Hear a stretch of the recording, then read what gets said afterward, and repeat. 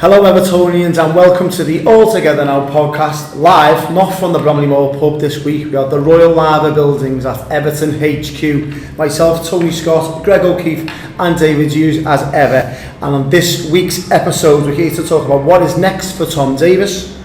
What is the difference between Everton's home and away record recently? Is Richarlison on the cusp of being a superstar? And obviously the Bournemouth Vs Everton preview. We'll get straight into it, gents. First up with you, Greg.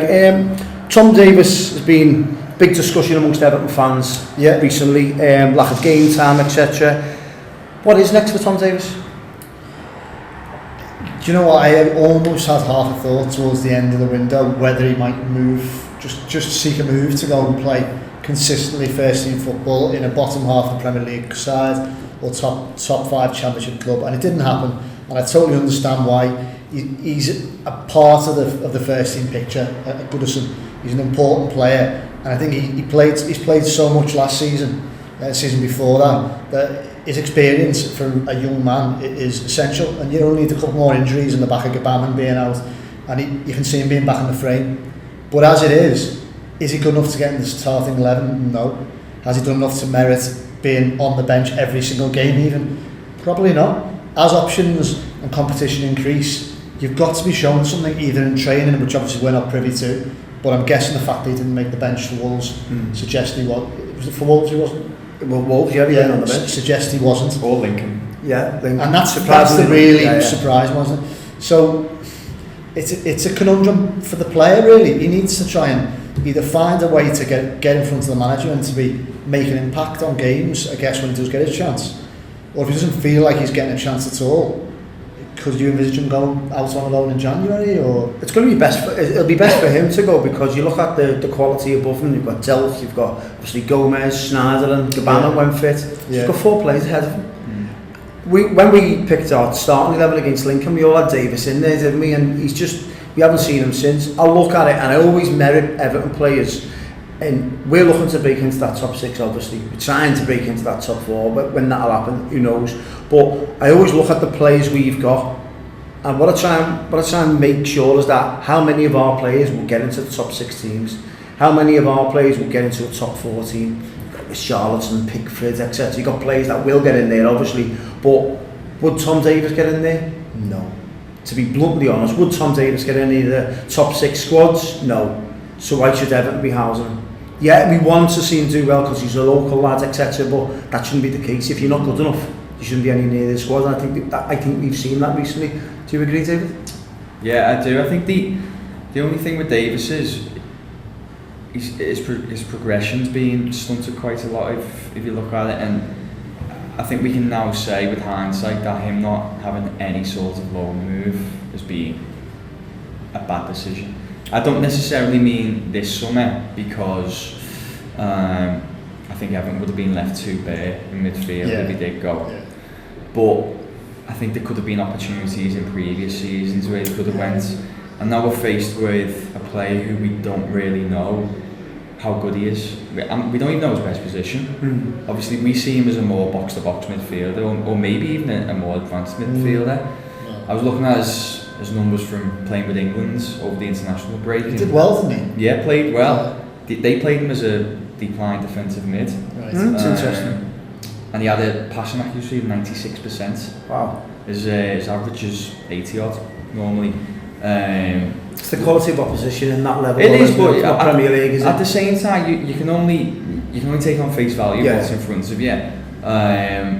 So I think that change of formation's interesting, but it just says a lot that we don't really know how good he is or his best position. And I think that's the biggest problem. You can't bring a player in and rely on him when you don't know how good of a job he's going to do. There's players on the bench that you can bring in and know that they mightn't be as good as the first 11, but you know what they'll bring to your side. We don't know what he would bring.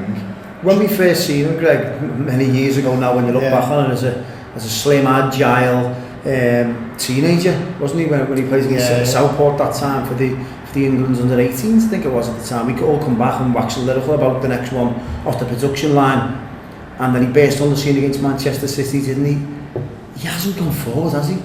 That he hasn't progressed. Not really. And it's not as if we've bought a lot of central midfielders since. They've all been in and around over the last 3 or 4 years, haven't we had just a guy, etc.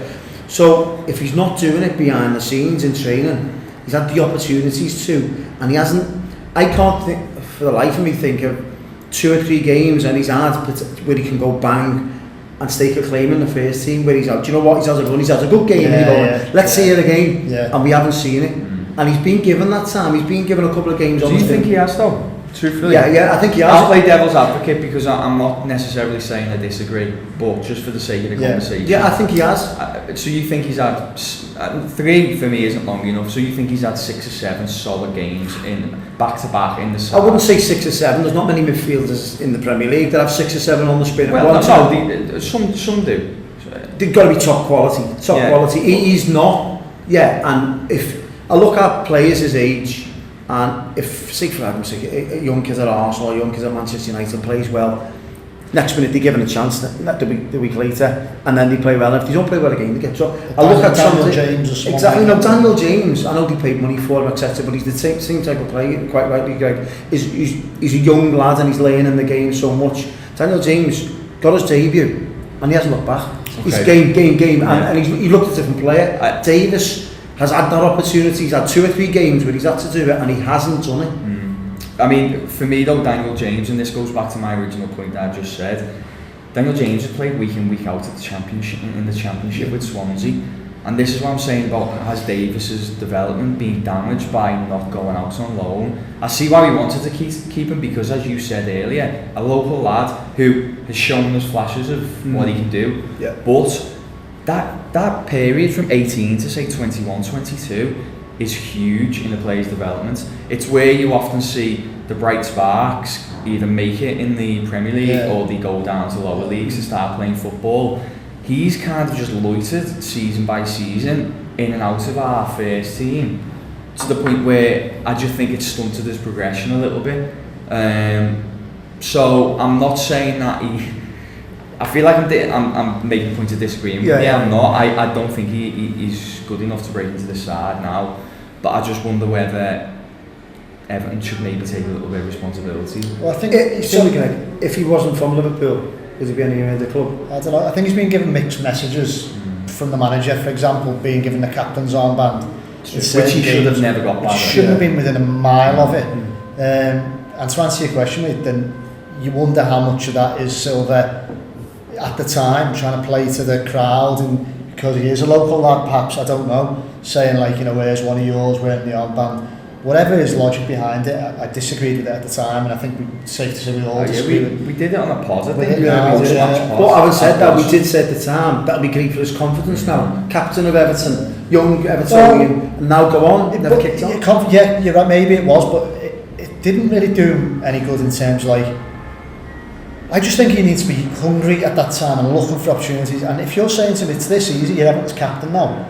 It was a really bad decision. He didn't even have a place in the team. And he wasn't even a And he's at Arsenal. Just think if you've got someone like Sigurdsson in the side, for example, an experienced player, and then you've got Davies who is struggling to complete passes and giving the ball away, and he's meant to be the captain. Where's your leadership on the pitch? Right, and then there's too much pressure on him. It was just. And this is what I'm talking about again, another example of maybe there's been a little bit of mismanagement in there of the player. What's the stat Paddy said in his piece about how little he's played since March in Premier League terms? 21 minutes. So 21 minutes since March in the Premier League. Yeah. But if he's not doing it behind the scenes, Greg, Silva's not going to give him it. And this is what I've always said, is that if you're pulling up trees at training, you will be given the opportunity to play in the first team. You'll be next in line. So obviously he's not next in line because he's not pulling up trees in training. And that's always been the way in any football club. If you're doing well in training, you'll be given the opportunity. And he's not been given the opportunity. So I'm second guessing that he's not doing it in training. But he's gone backwards, hasn't he? Of course he has. His career. And I think what David said is correct, that Everton possibly mishandled that stage of development. They put the club before the player, if you like, which I suppose in a way he's an employee, so you're more concerned about development for the team going forward, but it's been a disservice to him. And it'd be interesting to know, his agent's a local guy and obviously is very invested in him going forward. I wonder why he hasn't almost pushed him to go on loan, possibly because he's been seeing he's getting the captain's armband there. Like, you know, as I say, it's these mixed messages, and he seems to be right at the crossroads here. He could either finally find his niche this season, or I dare say that's him and Everton maybe finished. We'll find out in January, won't we? Yeah. Interesting to see. Certainly by the end of the season, yeah. Definitely, indeed. As we go into Bournemouth this weekend, a lot of people are talking about why we're so effective at home, not so effective away from home. Do you think it's down to do with managers or personnel or tactics? Why are Everton so different away from home than they are at home? Is it just the home crowd, is it? I think it's 2 for me, but 3 actually. I think naturally teams always do a little worse away from home. Yeah. Well, traditionally anyway, there's exceptions, but there's 2 things for me.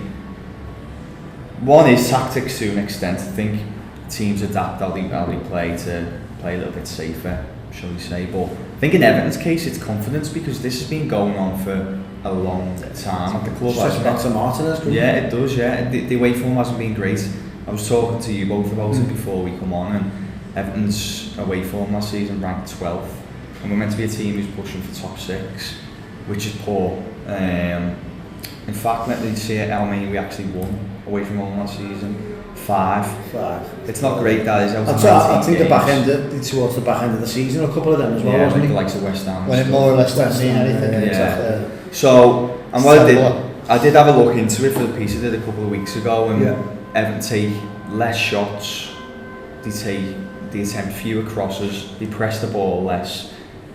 And that to me just points out to a lack of confidence. They don't seem to want to control the game in the same way. Yeah. Now, Everton are one of the best, as we talked about before, one of the best pressing sides in the league. In fact, they were second last season. As it stands now, they're the most aggressive pressing side in the division, better than any other side. But when they go away from home, it seems to go a little bit more lax. Like it's the opposite when we seen them face Aston Villa. It was the opposite. How bad! It was like a really true reflection of Marco Silva's Everton, was it? Against Aston Villa. It wasn't. And you wonder, even Crystal Palace, there's a couple of half chances, but it's nowhere near the same Everton that you watch on a Saturday at Goodison Park for the one that gets replicated away from home. What I thought really was interesting was Everton actually take shots at a closer distance away from home. Now, if you actually delve into that and have a think about it, that to me screams that players aren't confident enough to take the shot on. So they'd rather try and work the ball into areas closer to the goal, which of course that's what you want to do on the whole, but if you're doing that too much, you're not unleashing shots towards goal. It points to a trend, doesn't it? It does, I wonder if Fabian Delph, hopefully he's fine to play on Sunday, that his emergence and his character could be important, because when you speak about the team, and David's underlined it with those stats, and you said rightly how different they are, black and white from home and away, is that indicative of like a bit of a character issue?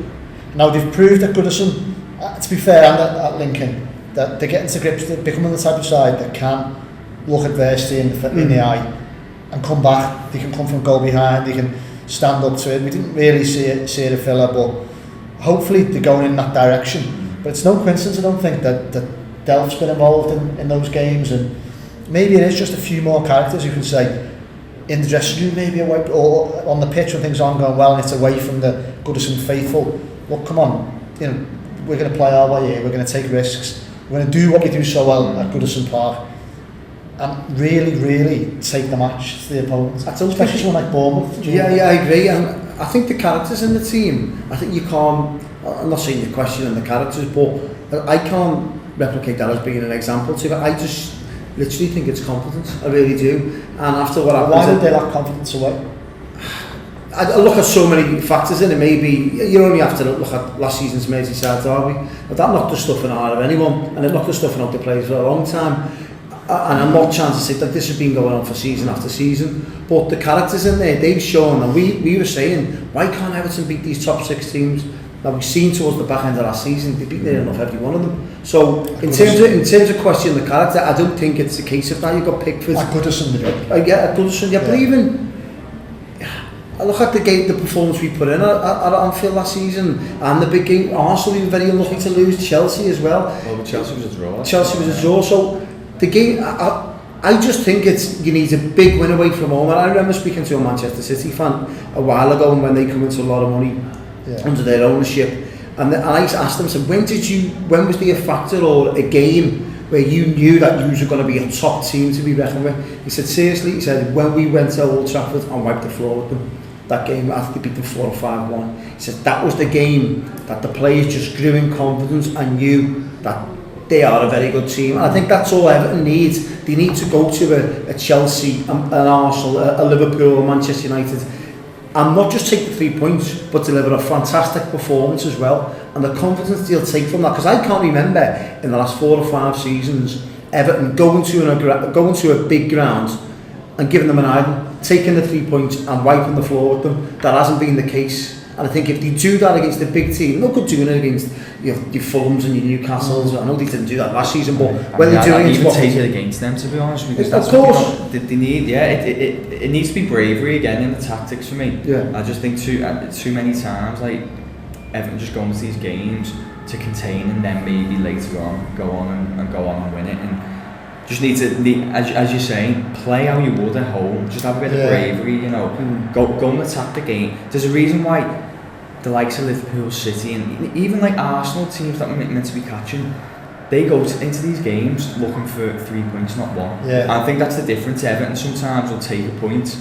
They're always going into these games looking for 3 points. So we're talking about the manager then, aren't we? I think we're talking about Everton. I think Everton need to carry themselves a little bit more confidence in the games. There needs to be more of an aura about them. But maybe that will come with that result. I think about that big win away from home, and it lifts everyone, the whole club, and we haven't done it for a while, and I think that's... No, you're right. We haven't. You're right, and let's hope it happens sooner rather than later this season, so that we can actually build on it on the road. But again, I'm not saying character is the be-all and end-all here. I'm only trying to speculate about what it could be. But looking on it on the bright side again, hopefully now, I think we've said this before, and it's never proven so, but you have got more fearless young players who've played at a high level. I'm thinking of Alex Iwobi, Moise Keane, who are going to be like Richarlison, exactly, we'll come to him in a bit, but who are going to be like a bit more fearless, really, a bit bolder, and hopefully the manager, whatever it is, allows them to express themselves and be bold and take risks on the road where you're not setting up to get a point. It's an interesting one. In order for us to be successful on the road, I take it Richarlison's going to be a huge factor in that. There's been lots of conversations, especially abroad and worldwide. Richarlison's may be the next big thing. We've seen one or two, obviously, conflicting stories involving EA Sports in his card this week. The way it's obviously lower compared to last season's. I don't know why that was the case. I thought Richarlison was one of our better players last season. Is Richarlison now on the cusp of becoming a superstar? Yeah, I mean, Ed was saying before we started recording, wasn't he, about his EA card? I know I say niche, it's not a niche thing. Obviously, FIFA is absolutely huge globally, but it's not like a metric that would probably worry managers too much. But it is interesting to see from a perspective internationally, like why they downgrade him after last season. It's baffling because he didn't score as many as you maybe would like in a perfect world, but he did all right. 14 goals. He got 13 in the league, 14 overall. Yeah. Solid first season, I would say, for a player of his age, and he's looked like he's now. Obviously, I wrote a couple of weeks ago after Villa about how for me, his mentality wasn't the best when things were going against him. He was sulking. Give him his due. Against Wolves, he was absolutely fantastic. He was getting kicked everywhere, and he was the opposite, really, wasn't he? He didn't sulk. He kept going, and he got his just rewards. So hopefully, we see more of that. Is he going to be a world superstar? I think he's got the ability to do that. I mean, speaking to, it's never a good barometer of football in general, but I was speaking to a couple of Reds acquaintances the other weekend.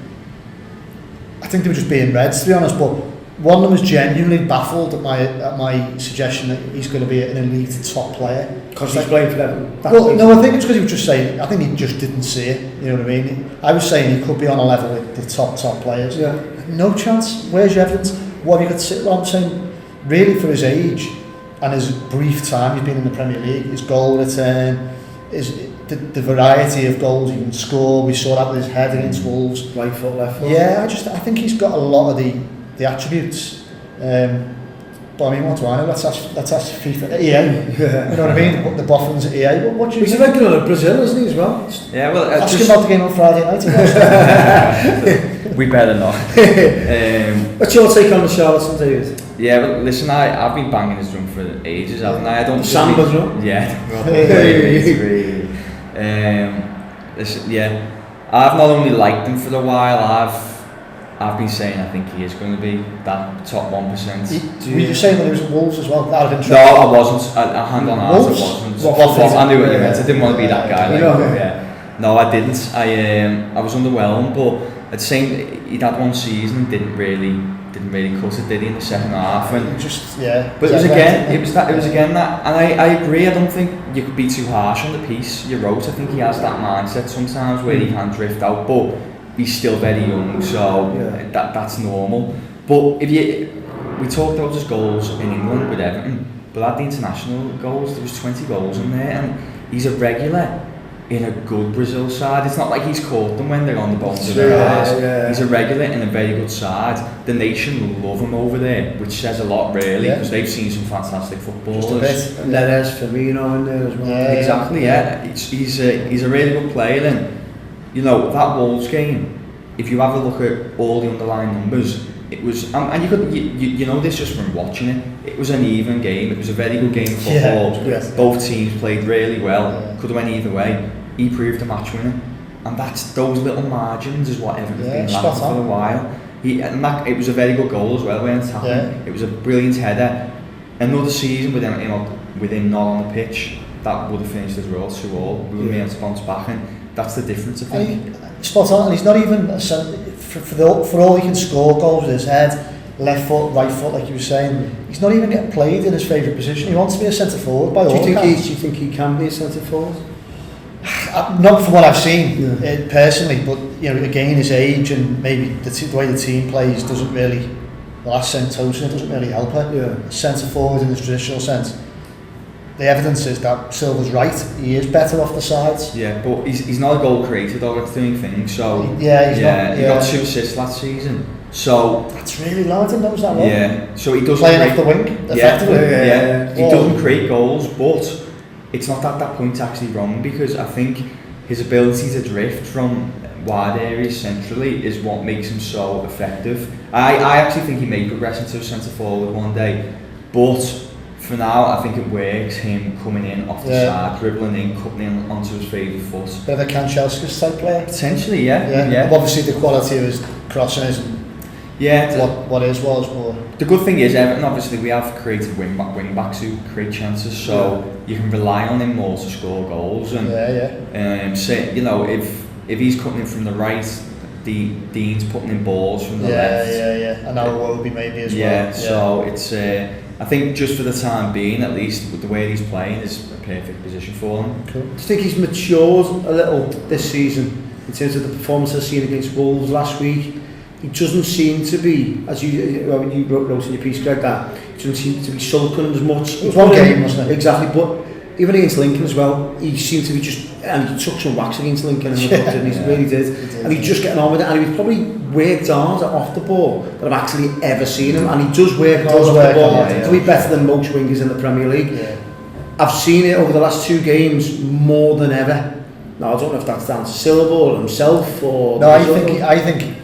He really buys into what Silva wants to do, and that what David was saying about us being the best pressing side in the Premier League is brilliant.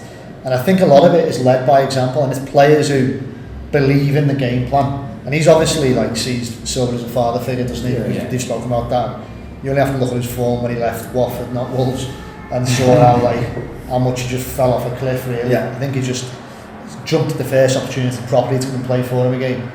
And a manager will absolutely bite your arm off for a player like that. He's got the quality and then the belief in what he's asking him to do. And for an attacker, I mean, obviously across the park, we've got attackers who buy into the pressing game as well. But I think he's absolutely leading the way in that for us. And hopefully it'll be infectious for the likes of Iwobi, who's similar age, and you know they'll see that and buy into it. We saw signs of it against Wolves, didn't we? because Arsenal didn't necessarily play that way, did they really? No, they never, and he wasn't particularly appreciated there either, so no, he wasn't. I think Are we looking for more than 14 goals this season from Richarlison? You'd take the same, wouldn't you? I don't think it, if you can get 20, brilliant. Naturally progress, then happy days, yeah. But if you do, you've got a worry on your hands, haven't you? I think Everton are in trouble anyway in that sense, to be honest. I think he's... Do you think Real Madrid, Barcelona? Maybe not initially, but I think he'll go to Champions League side, and then in 5 years' time could easily see him playing Barcelona. This was my point to Seb Reds. Like I think, given his age, you can go to that level. Not, as you said, not from us straight to the Bernabeu or to Barca. He's got it in him, hasn't he? Yeah, 100%. He's just got that. It's almost something that you can't really describe in words, and a terrible term. But he's got that X factor, I think. Yeah. Do you know what I'm just thinking? He hasn't. I'm not sure he's got his technical ability, or I haven't seen it consistently yet.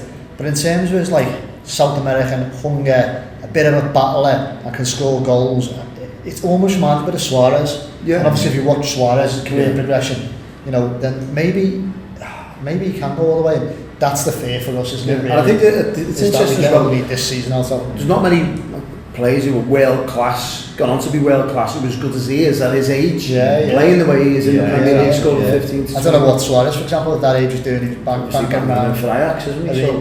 The Dutch league. So it's a different league, and exactly. To be doing that in the Premier League at a young age, it's. As I said, David, I wouldn't be surprised if he's playing for Real Madrid in a couple of years' time. And you know what else? Just off the pitch, he just buys into it, doesn't he? Yeah, he really gives the club everything. He'll break some Evertonian hearts. Yeah, he will. Yeah, he'll break my heart, to be honest, because it'll be sad to see him go, but he'll go with best wishes, won't he? Because he's conducted himself in such a way. Unless he suddenly takes a U-turn but you just can't imagine it, can you? And you wish him the best. Too good of a player, and if they're going to take 3 points, they're going to need a better performance than he did last season. He was sent off in the Bournemouth fixture. Greg, how do you see Bournemouth going this weekend, Swansea?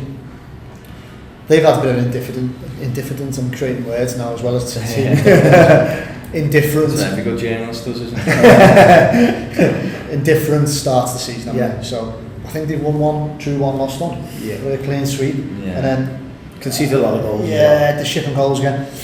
I think we need to go and beat them. So I feel like saying this all the time. I'll do away games. I mean, we do. We need to go and impose our class and beat them. On the telly as well, so you want to put up. Yeah. Traditionally, we haven't been brilliant down there, have we? No. Maybe we've got a little bit the measure of Everton on the road there, but it always seems that, well, certainly it was a couple of seasons ago, but he threw the Leeds away. Yeah, that's right. Been over us ever since. What do you think, both of you? Did you see any worrying things about Keane? I mean, he's been brilliant this season, but particularly against Kosovo, just a couple of things he was doing, I just thought, that worries me really. If forwards, he was by no means the only one who had the poor defensive night. Maguire was worse if you look at the penalty. The back pass wasn't the best, was it? Didn't cover himself in glory. I think what we saw there was it was kind of what he's always been, really, and he's managed to kind of find form over the last 12 months, but that was the Keane that we were a bit concerned we bought a couple of years ago, and I don't think we're ever going to shake that off, unfortunately. I think he'll have those games. It was like a cup game. I think that was one of them games where it was played like an FA Cup, and the way they played, they just didn't stop hammering on England's door. They were all like constant, and you'd be hard pressed to find teams that play the way Kosovo did, the way they just abandoned shit at the back and literally just went forward. They played like a basketball team, and it's relentless, and it's probably a shock to even Gareth Southgate. Obviously you can do your own work on these teams, but the way they played, they just didn't give England a rest. And in the Premier League, don't get me wrong, it's helter-skelter everything, but I think you'd be very hard pressed to see a team play the way Kosovo played, the way they just attack with like 5 or 6 players all the time. And I'm a fan of what he does going forward, but he hasn't got the best right back to his on the side, has he? In Trent, you know, he's it's great going forward. No, listen, I rave about him, so no one can come at me over that. But at the same time, defensively, he can be suspect. I think there's Liverpool fans that tell me that. Yeah, exactly. So he hasn't got the best support to his right. Maguire, by his standards, didn't have a good game. So I don't think we can go too far in on him. But just to answer to your question, I do get concerned when he's up against pace. I think when he faces pace, and there was a moment where actually he seems to get turned inside out about 3 times, where he just that one run, yeah, just went past, yeah. So that's a worry for him. I think when he makes a mistake, I think his head goes. Yeah, he has. I think he's not that type of player to go, do you know what? Roll my sleeves up here, I'm getting on with this. You won't see me eyes out of this. I think his head goes a little. You almost see him shrivel a bit on the pitch. Yeah, exactly. Yeah, hiding. But and there's so much pace in the Premier League these days, isn't there? So that's obviously teams are looking at that and buying players. And I still think we should go and beat Bournemouth regardless of that. One player who did have a good international week was Cenk Tosun. Greg, has he forced himself into making? I don't know, he's been in the squad. Would he press you for starting place as a Moyes key? We were saying before we started recording, when we, has he done enough? Really, I think his form against Lincoln, particularly in the cup, in international duty for Turkey, he's knocking on the door, isn't he? Now, if Richarlison's adjudged to have played 70 minutes, you were saying, and like maybe he's going to be a little bit weary of the travel coming back. It would require a change in the way we start, and then we've just spoken about wanting to go and play the way we do at Goodison. But do you rest Richarlison from the bench and start with Tosun, or do you just maybe take Richarlison off after an hour and then give Tosun a better chunk of a match to have a go into? I think he deserves it. His form's looking like it's deserved. I don't think you can justify someone having a good international week and having a good start. Exactly, but don't get me wrong. I'm talking about freshness though. Yeah, but I don't think if they were both 100% fit. You're right. Moise Keane scored during the week, didn't he, for Italy? So, but I look at it and I go, he can't play the way Everton want to play. We've just been waxing lyrical about the way Richarlison presses, the way Wobie's going to press, the way Sigurdsson presses. Cenk Tosun cannot do that.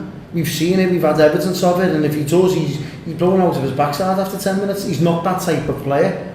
I don't think he suits the way Everton play. Don't get me wrong, he's a fantastic alternative to throw off the bench, but to start for Everton, he goes against the grain of what we're trying to do, especially away from home, where our record's poor. So if you're looking for a centre forward to press centre backs, I don't think Cenk Tosun's your answer. We've seen how well he can do off the bench against Lincoln. I don't think he's for me for starting. You agree? Makes a compelling point, doesn't he? Yeah, I do. Yeah. Hate to agree with me. Hate to. No, I know. It's I'm trying to fight his corner a little bit. What I would do is, I think he's done enough to at least come on before Calvert-Lewin for 1 or 2 games. I agree.